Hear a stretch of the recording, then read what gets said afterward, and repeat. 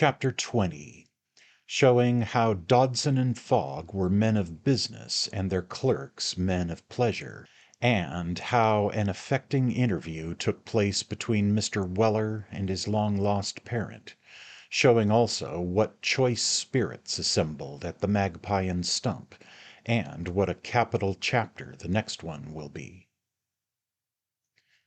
In the ground floor front of a dingy house, at the very farthest end of Freeman's Court, Cornhill, sat the four clerks of Messrs. Dodson and Fogg, two of His Majesty's attorneys of the courts of King's Bench and Common Pleas at Westminster, and solicitors of the High Court of Chancery, the aforesaid clerks catching as favourable glimpses of heaven's light and heaven's sun in the course of their daily labours as a man might hope to do were he placed at the bottom of a reasonably deep well, and without the opportunity of perceiving the stars in the daytime, which the latter secluded situation affords. The clerk's office of Messrs. Dodson and Fogg was a dark, mouldy, earthy-smelling room, with a high wainscoted partition to screen the clerks from the vulgar gaze, a couple of old wooden chairs, a very loud ticking clock, and almanac, an umbrella stand, a row of hat pegs, and a few shelves, on which were deposited several ticketed bundles of dirty papers, some old deal boxes with paper labels, and sundry decayed stone ink bottles of various shapes and sizes. There was a glass door leading into the passage which formed the entrance to the court, and on the outer side of this glass door Mr. Pickwick, closely followed by Sam Weller, presented himself on the Friday morning succeeding the occurrence of which a faithful narration is given in the last chapter. "Come in, can't you?" cried a voice from behind the partition, in reply to Mr. Pickwick's gentle tap at the door, and Mr. Pickwick and Sam entered accordingly. "Mr. Dodson or Mr. Fogg at home, sir?" inquired Mr. Pickwick, gently advancing, hat in hand, towards the partition. "Mr. Dodson ain't at home, and Mr. Fogg's particularly engaged," replied the voice, and at the same time the head to which the voice belonged, with a pen behind its ear, looked over the partition and at Mr. Pickwick. It was a ragged head, the sandy hair of which, scrupulously parted on one side and flattened down with pomatum, was twisted into little semicircular tails round a flat face, ornamented with a pair of small eyes, and garnished with a very dirty shirt collar and a rusty black stock. "Mr. Dodson ain't at home, and Mr. Fogg's particularly engaged," said the man to whom the head belonged. "When will Mr. Dodson be back?" inquired Mr. Pickwick. "Can't say." "Will it be long before Mr. Fogg is disengaged, sir?" "Don't know." Here the man proceeded to mend his pen with great deliberation, while another clerk, who was mixing a Seidlitz powder under cover of the lid of his desk, laughed approvingly. "I think I'll wait," said Mr. Pickwick. There was no reply, so Mr. Pickwick sat down unbidden and listened to the loud ticking of the clock and the murmured conversation of the clerks. "That was a game, wasn't it?" said one of the gentlemen, in a brown coat and brass buttons, inky drabs and bluchers, at the conclusion of some inaudible relation of his previous evening's adventures. Devilish good," said the Seidlitz powder man. "Tom Cummings was in the chair," said the man with the brown coat. "It was 4:30 when I got to Somerstown, and then I was so uncommon lushy that I couldn't find the place where the latchkey went in, and was obliged to knock up the old woman. I say, I wonder what old Fogg'd say if he knew it. I should get the sack, I suppose, eh?" At this humorous notion all the clerks laughed in concert. "There was such a game with Fogg here this morning," said the man in the brown coat, "while Jack was upstairs sorting the papers, and you two were gone to the stamp office. Fogg was down here, opening the letters, when that chap as we issued the writ against, Chamberwell, you know, came in. What was his name again?" "Ramsay," said the clerk who had spoken to Mr. Pickwick. Ah, Ramsay, a precious seedy-looking customer. Well, sir, says old Fogg, looking at him very fierce. You know his way. Well, sir, have you come to settle? Yes, I have, sir, said Ramsay, putting his hand in his pocket and bringing out the money. The debt's £2.10, and the cost's £3.5, and here it is, sir. And he sighed like bricks as he lugged out the money, done up in a bit of blotting paper. Old Fogg looked first at the money and then at him, and then he coughed in his rum way, so that I knew something was coming. You don't know there's a declaration filed which increases the costs materially, I suppose, said Fogg. You don't say that, sir, said Ramsay, starting back. The Time was only out last night, sir. I do say it, though, said Fogg. My clerk's just gone to file it. Hasn't Mr. Jackson gone to file that declaration in Bullman and Ramsay, Mr. Wicks? Of course, I say yes, and then Fogg coughed again and looked at Ramsay. My God, said Ramsay, and here have I nearly driven myself mad, scraping this money together, and all to no purpose. None at all, said Fogg coolly, so you had better go back and scrape some more together and bring it here in time. I can't get it, by God, said Ramsay, striking the desk with his fist. Don't bully me, sir, said Fogg, getting into a passion on purpose. I am not bullying you, sir, said Ramsay. You are, said Fogg. Get out, sir. Get out of this office, sir, and come back, sir, when you know how to behave yourself. Well, Ramsay tried to speak, but Fogg wouldn't let him, so he put the money in his pocket and sneaked out. The door was scarcely shut when old Fogg turned round to me with a sweet smile on his face, and drew the declaration out of his coat pocket. Here, Wicks, says Fogg, take a cab and go down to the Temple as quick as you can and file that. The costs are quite safe, for he's a steady man with a large family, at a salary of 25 shillings a week, and if he gives us a warrant of attorney, as he must in the end, I know his employers will see it paid. So we may as well get all we can out of him, Mr. Wicks. It's a Christian act to do it, Mr. Wicks, for with his large family and small income he'll be all the better for a good lesson against going into debt, won't he, Mr. Wicks, won't he? And he smiled so good-naturedly as he went away that it was delightful to see him. He is a capital man of business, said Wicks in the tone of the deepest admiration. Capital, isn't he? The other three cordially subscribed to this opinion, and the anecdote afforded the most unlimited satisfaction. Nice men these here, sir, whispered Mr. Weller to his master. Werry nice notion of fun they has, sir. Mr. Pickwick nodded assent, and coughed to attract the attention of the young gentlemen behind the partition, who, having now relaxed their minds by a little conversation among themselves, condescended to take some notice of the stranger.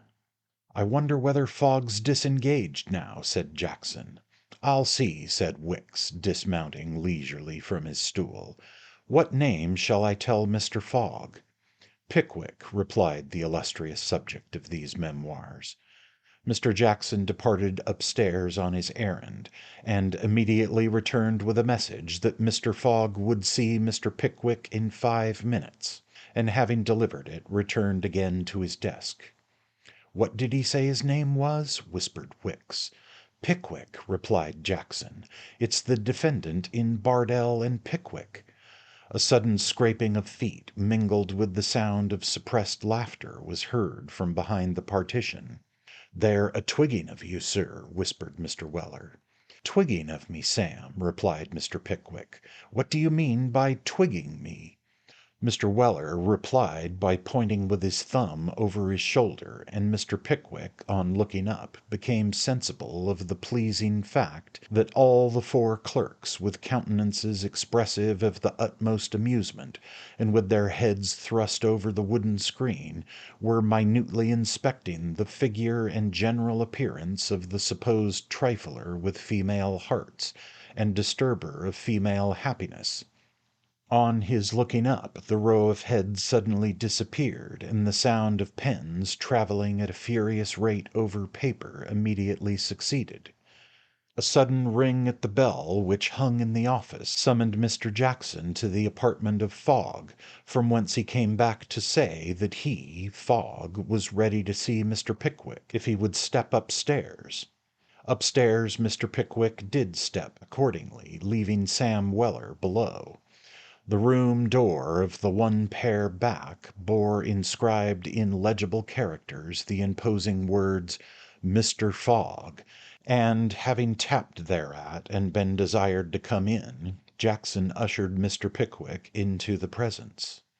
"Is Mr. Dodson in?" inquired Mr. Fogg. "Just come in, sir," replied Jackson. "Ask him to step here." "Yes, sir." Exit Jackson. "Take a seat, sir," said Fogg. "There is the paper, sir. My partner will be here directly, and we can converse about this matter, sir."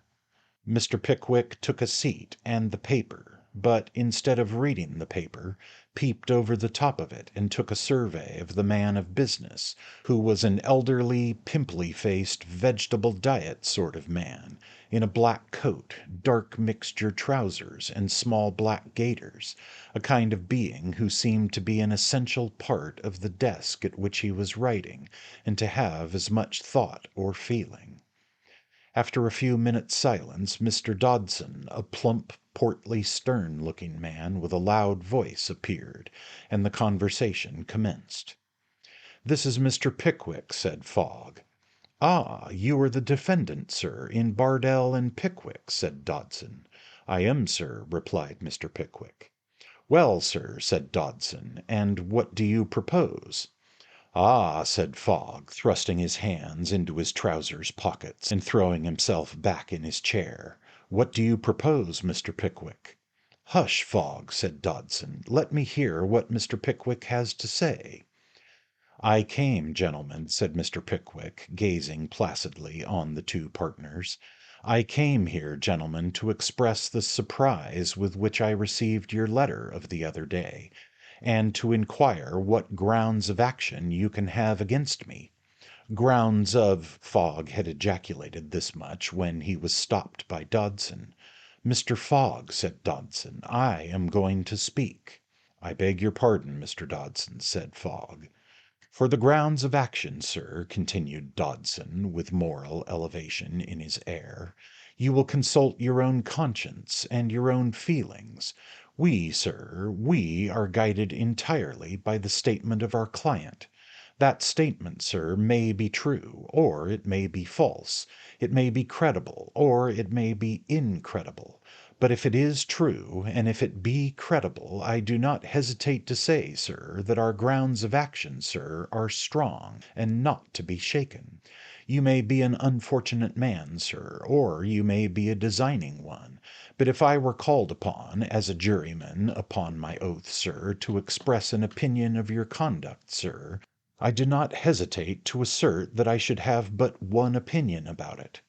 Here Dodson drew himself up with an air of offended virtue, and looked at Fogg, who thrust his hands further in his pockets, and nodding his head sagely, said, in a tone of the fullest concurrence, "Most certainly." "Well, sir," said Mr. Pickwick, with considerable pain depicted in his countenance, "you will permit me to assure you that I am a most unfortunate man, so far as this case is concerned." "I hope you are, sir," replied Dodson. "I trust you may be, sir. If you are really innocent of what is laid to your charge, you are more unfortunate than I had believed any man could possibly be. What do you say, Mr. Fogg?" "I say precisely what you say," replied Fogg, with a smile of incredulity. "The writ, sir, which commences the action," continued Dodson, "was issued regularly. Mr. Fogg, where is the precipice book?" "Here it is," said Fogg, handing over a square book with a parchment cover. "Here is the entry," resumed Dodson. "Middlesex, Kepius, Martha Bardell, widow, v. Samuel Pickwick. Damages, £1,500.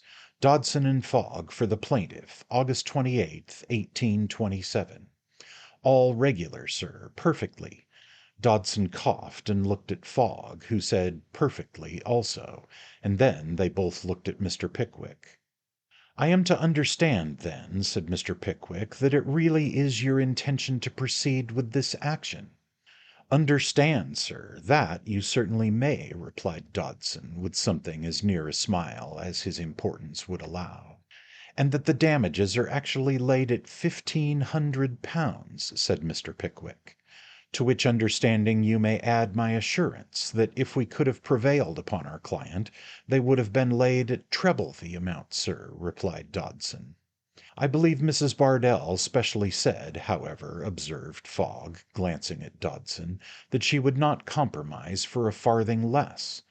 "Unquestionably," replied Dodson sternly, for the action was only just begun, and it wouldn't have done to let Mr. Pickwick compromise it then, even if he had been so disposed.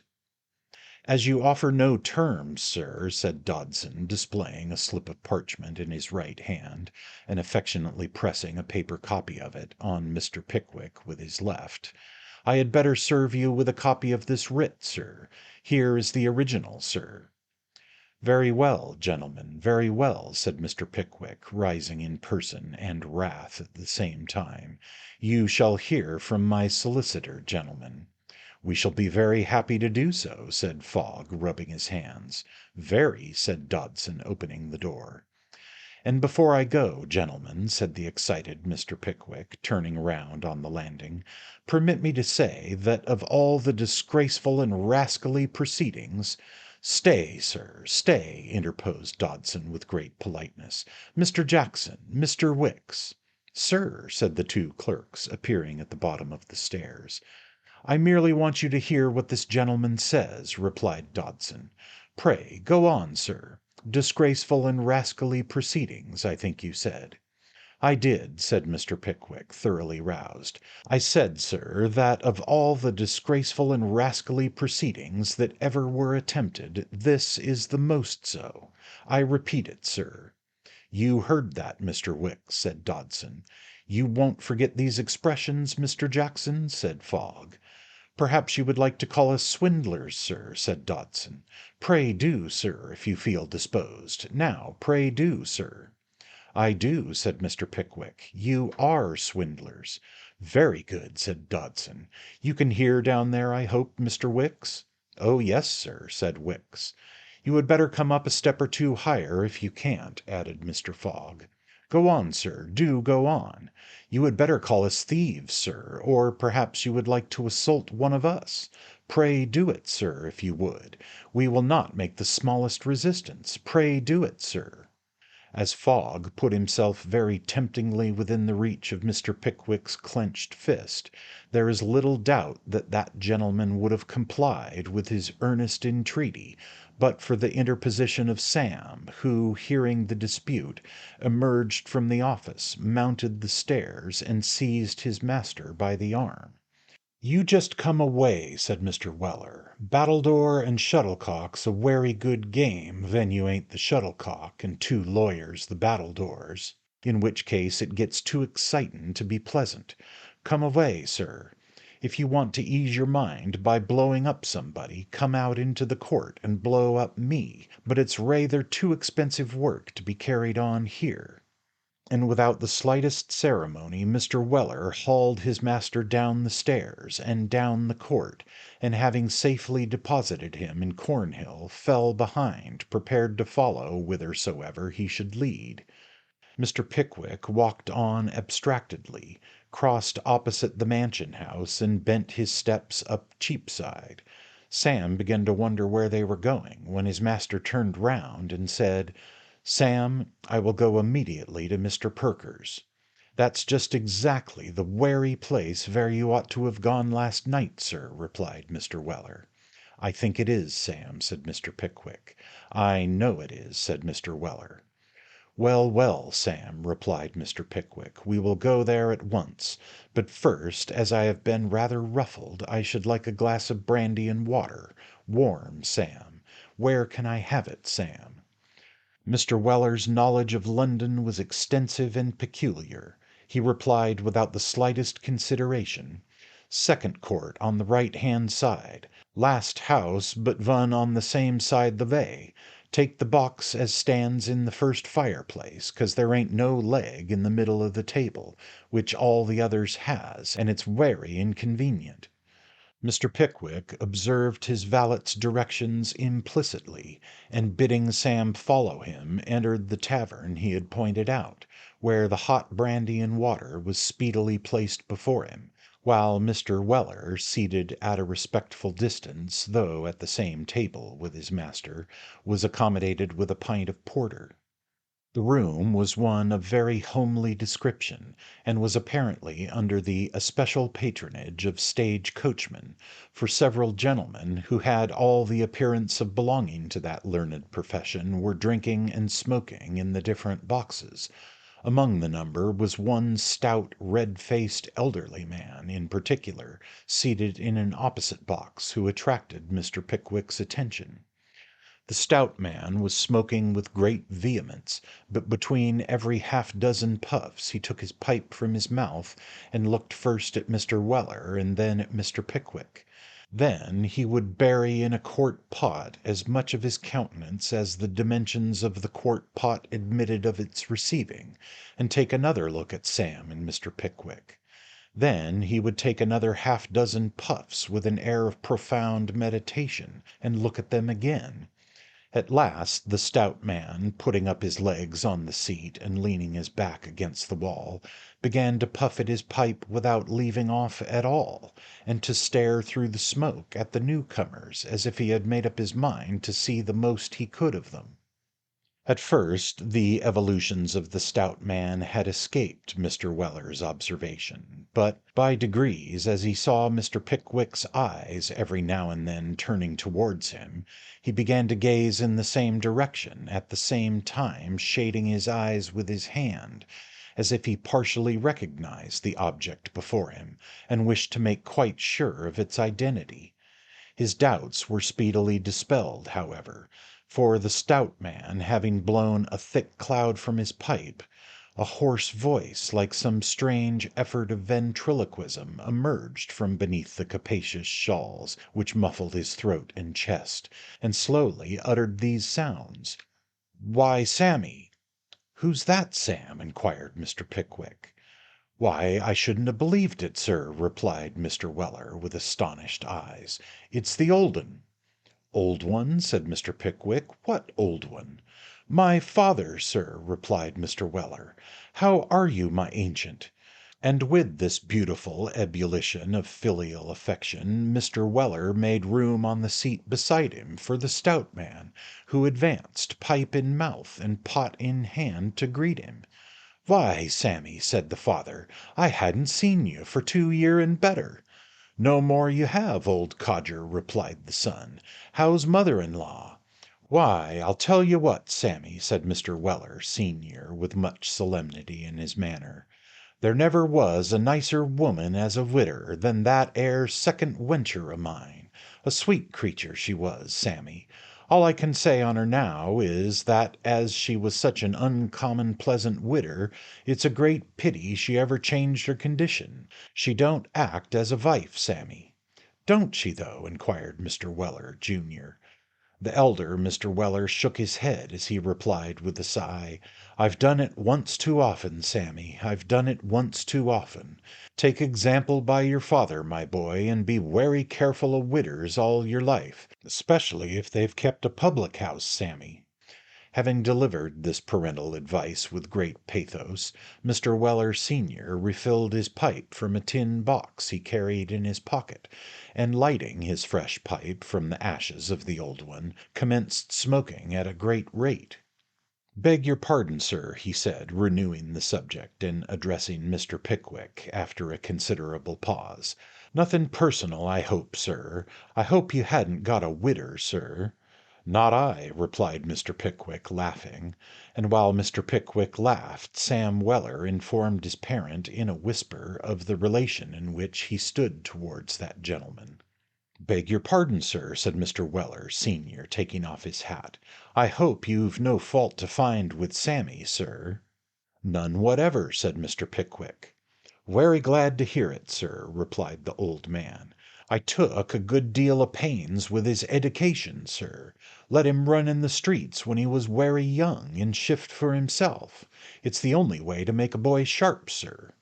"Rather a dangerous process, I should imagine," said Mr. Pickwick, with a smile. "And not a werry sure one, neither," added Mr. Weller. "I got regularly done the other day." "No," said his father. "I did," said the son, and he proceeded to relate, in as few words as possible, how he had fallen a ready dupe to the stratagems of Job Trotter. Mr. Weller, senior, listened to the tale with the most profound attention, and at its termination said, "Weren't one of these chaps slim and tall, with long hair, and the gift of the gab, werry gallopin'?" Mr. Pickwick did not quite understand the last item of description, but, comprehending the first, said yes at a venture. "T'other's a black-haired chap in mulberry livery, with a werry large head." "Yes, yes, he is," said Mr. Pickwick and Sam, with great earnestness. "Then I know where they are, and that's all about it," said Mr. Weller. "They're at Ipswich, safe enough, them two." "No," said Mr. Pickwick. "Fact," said Mr. Weller, "and I'll tell you how I know it. I work an Ipswich coach now and then for a friend o' mine. I worked down the very way arter the night as you caught the rheumatic, and at the Black Boy at Chelmsford, the werry place they'd come to. I took 'em up right through to Ipswich, where the manservant, him and the mulberries, told me they was a-going to put up for a long time." "I'll follow him," said Mr. Pickwick. "We may as well see Ipswich as any other place. I'll follow him." "You're quite certain it was them, governor?" inquired Mr. Weller, junior. "Quite, Sammy, quite," replied his father, "for their appearance is werry sing'lar. Besides that 'ere, I wondered to see the gem'leman so formiliar with his servant. And more than that, as they sat in the front, right behind the box, I heerd 'em laughing and saying how they'd done old fireworks." "Old who?" said Mr. Pickwick. "Old fireworks, sir, by which I've no doubt they meant you, sir."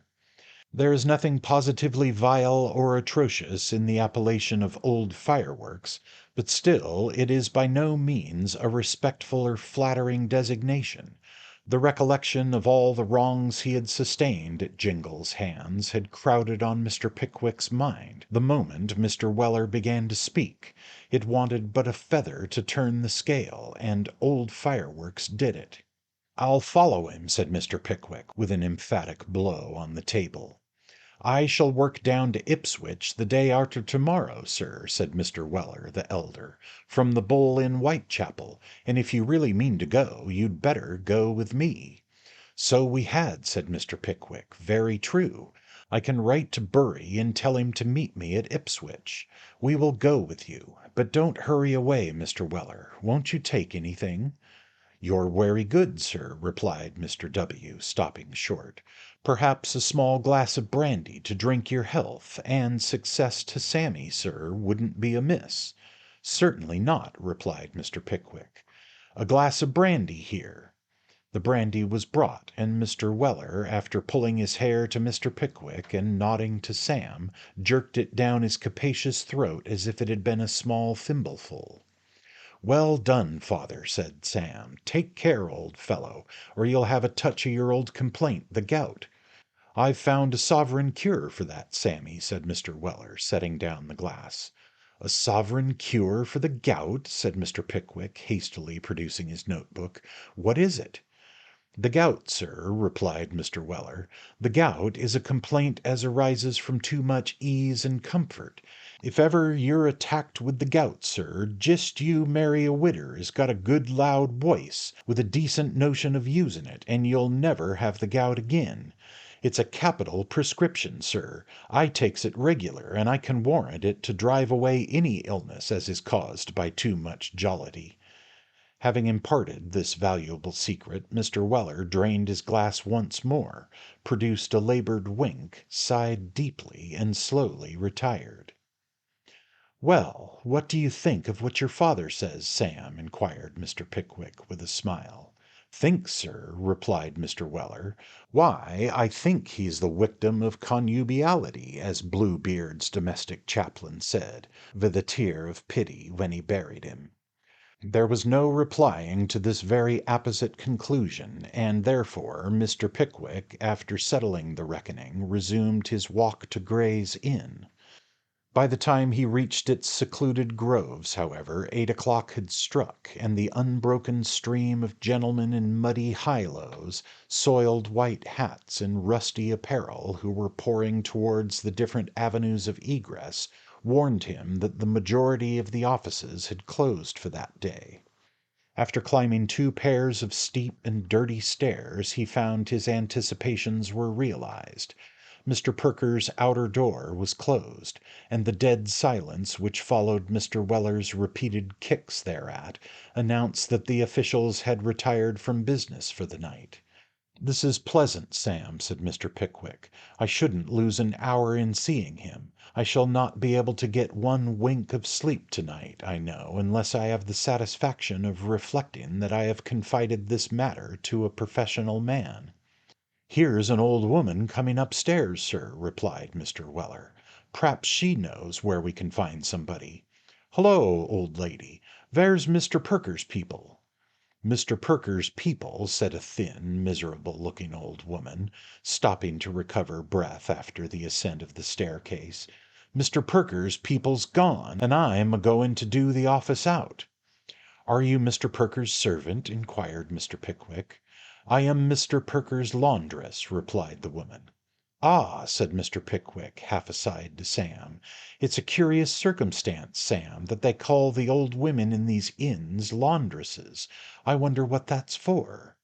"'Cause they have a mortal awersion to washing anything, I suppose, sir," replied Mr. Weller. "I shouldn't wonder," said Mr. Pickwick, looking at the old woman, whose appearance, as well as the condition of the office, which she had by this time opened, indicated a rooted antipathy to the application of soap and water. "Do you know where I can find Mr. Perker, my good woman?" "No, I don't," replied the old woman gruffly. "He's out of town now." "That's unfortunate," said Mr. Pickwick. "Where's his clerk, do you know?" "Yes, I know where he is, but he won't thank me for telling you," replied the laundress. "I have very particular business with him," said Mr. Pickwick. "Won't it do in the morning?" said the woman. "Not so well," replied Mr. Pickwick. "Well," said the old woman, "if it was anything very particular, I was to say where he was, so I suppose there's no harm in telling. If you just go to the Magpie and Stump and ask at the bar for Mr. Lowten, they'll show you in to him, and he's Mr. Perker's clerk." With this direction, and having been furthermore informed that the hostelry in question was situated in a court, happy in the double advantage of being in the vicinity of Clare Market, and closely approximating to the back of New Inn, Mr. Pickwick and Sam descended the rickety staircase in safety, and issued forth in quest of the Magpie and Stump. This favoured tavern, sacred to the evening orgies of Mr. Lowten and his companions, was what ordinary people would designate a public house. That the landlord was a man of money-making turn was sufficiently testified by the fact of a small bulkhead beneath the tap-room window, in size and shape not unlike a sedan chair, being underlet to a mender of shoes, and that he was a being of a philanthropic mind was evident from the protection he afforded to a pie-man, who vended his delicacies without fear of interruption on the very doorstep. In the lower windows, which were decorated with curtains of a saffron hue, dangled 2 or 3 printed cards, bearing reference to Devonshire cider and Danzig spruce, while a large blackboard, announcing in white letters to an enlightened public that there were 500,000 barrels of double stout in the cellars of the establishment, left the mind in a state of not unpleasing doubt and uncertainty as to the precise direction in the bowels of the earth in which this mighty cavern might be supposed to extend. When we add that the weather-beaten signboard bore the half-obliterated semblance of a magpie intently eyeing a crooked streak of brown paint, which the neighbours had been taught from infancy to consider as the stump, we have said all that need be said of the exterior of the edifice. On Mr. Pickwick's presenting himself at the bar, an elderly female emerged from behind the screen therein and presented herself before him. "Is Mr. Loughton here, ma'am?" inquired Mr. Pickwick. "Yes, he is, sir," replied the landlady. "Here, Charlie, show the gentleman in to Mr. Loughton." "The gem'leman can't go in just now," said the shambling potboy with the red head, "'cause Mr. Loughton's a singing a comic song, and he'll put him out. He'll be done directly, sir." The red-headed potboy had scarcely finished speaking when a most unanimous hammering of tables and jingling of glasses announced that the song had that instant terminated, and Mr. Pickwick, after desiring Sam to solace himself in the tap, suffered himself to be conducted into the presence of Mr. Loughton. At the announcement of "A gentleman to speak to you, sir," a puffy-faced young man, who filled the chair at the head of the table, looked with some surprise in the direction from which the voice proceeded, and the surprise seemed to be by no means diminished when his eyes rested on an individual whom he had never seen before. "I beg your pardon, sir," said Mr. Pickwick, "and I am very sorry to disturb the other gentleman too, but I come on a very particular business, and if you will suffer me to detain you at this end of the room for 5 minutes, I shall be very much obliged to you." The puffy-faced young man rose, and drawing a chair close to Mr. Pickwick in an obscure corner of the room, listened attentively to his tale of woe. "Ah," he said when Mr. Pickwick had concluded, "Dodson and Fogg. Sharp practice theirs. Capital men of business, Dodson and Fogg, sir." Mr. Pickwick admitted the sharp practice of Dodson and Fogg, and Loughton resumed. "Perker ain't in town, and he won't be neither before the end of next week, but if you want the action defended, and will leave the copy with me, I can do all that's needful till he comes back." "That's exactly what I came here for," said Mr. Pickwick, handing over the document. "If anything particular occurs, you can write to me at the post office, Ipswich." "That's all right," replied Mr. Perker's clerk. And then, seeing Mr. Pickwick's eye wandering curiously toward the table, he added, "Will you join us for half an hour or so? We are capital company here to-night. There's Samkin and Green's managing clerk, and Smithers and Price's chancery, and Pimpkin and Thomas's out-o-doors sings a capital song, he does, and Jack Bamber and ever so many more. You're come out of country, I suppose. Would you like to join us?" Mr. Pickwick could not resist so tempting an opportunity of studying human nature. He suffered himself to be led to the table, where, after having been introduced to the company in due form, he was accommodated with a seat near the chairman and called for a glass of his favourite beverage. A profound silence, quite contrary to Mr. Pickwick's expectations, succeeded. "You don't find this sort of thing disagreeable, I hope, sir," said his right-hand neighbour, a gentleman in a checked shirt and mosaic studs, with a cigar in his mouth. "Not in the least," replied Mr. Pickwick. "I like it very much, although I am no smoker myself." "I should be very sorry to say I wasn't," interposed another gentleman on the opposite side of the table. "It's board and lodgings to me is smoke." Mr. Pickwick glanced at the speaker, and thought that if it were washing too, it would be all the better. Here there was another pause. Mr. Pickwick was a stranger, and his coming had evidently cast a damp upon the party. "Mr. Grundy's going to oblige the company with a song," said the chairman. "No, he ain't," said Mr. Grundy. "Why not?" said the chairman. "Because he can't," said Mr. Grundy. "You had better say he won't," replied the chairman. "Well, then, he won't," retorted Mr. Grundy. Mr. Grundy's positive refusal to gratify the company occasioned another silence. "Won't anybody enliven us?" said the chairman, despondingly. "Why don't you enliven us yourself, Mr. Chairman?" said a young man with a whisker, a squint, and an open shirt collar, dirty, from the bottom of the table. "Hear, hear!" said the smoking gentleman in the mosaic jewellery. "Because I only know one song, and I have sung it already, and it's a fine of glasses round to sing the same song twice in a night," replied the chairman. This was an unanswerable reply, and silence prevailed again. "I have been to-night, gentlemen," said Mr. Pickwick, hoping to start a subject which all the company could take a part in discussing, "I have been to-night in a place which you all know very well, doubtless, but which I have not been in for some years, and know very little of.